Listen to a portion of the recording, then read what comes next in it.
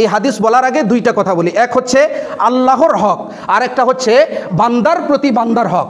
আল্লাহর হকের মধ্যে যদি অবহেলা হয় তাহলে আমার আল্লাহ রাব্বুল আলামিন ক্ষমাশীল, উনি ক্ষমা করে দিতে পারেন, দয়ালু, উনি রহম করতে পারেন আপনার উপরে। তবে বান্দার উপরে বান্দার হক যদি কেউ মেরে থাকে, নষ্ট করে থাকে, তাহলে এই হকের তওবা আল্লাহ রাব্বুল আলামিন গ্রহণ করবেন না যতক্ষণ পর্যন্ত যে ব্যক্তির আপনি জমি জোর করে দখল করেছেন, বা যাকে বিনা কারণে আপনি মেরেছেন, বা যাকে আপনি বিনা কারণে গালি দিয়েছেন, তো এগুলো হচ্ছে বান্দার প্রতি বান্দার হক। এই হকগুলো যদি কেউ নষ্ট করে থাকে, এই তওবা আল্লাহর কাছে যদি বারংবার 100 দিনও এসে বলেন যে রাব্বুল আলামিন তুমি আমাকে ক্ষমা করে দাও, তাহলে আল্লাহ রাব্বুল আলামিন ক্ষমা করবেন না। তাহলে কি করতে হবে?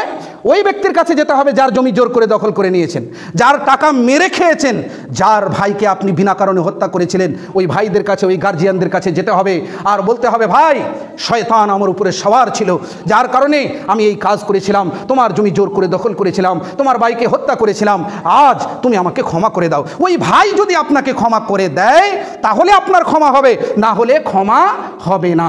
তাই দুইটা হকের মধ্যে আল্লাহর হকে যদি অবহেলা হয়, মহান আল্লাহ রাব্বুল আলামিন ক্ষমাশীল, ক্ষমা করে দিতে পারেন, কিন্তু বান্দার হক নষ্ট করতে গেলে এই তওবা আল্লাহ রাব্বুল আলামিন কবুল করবেন না। আর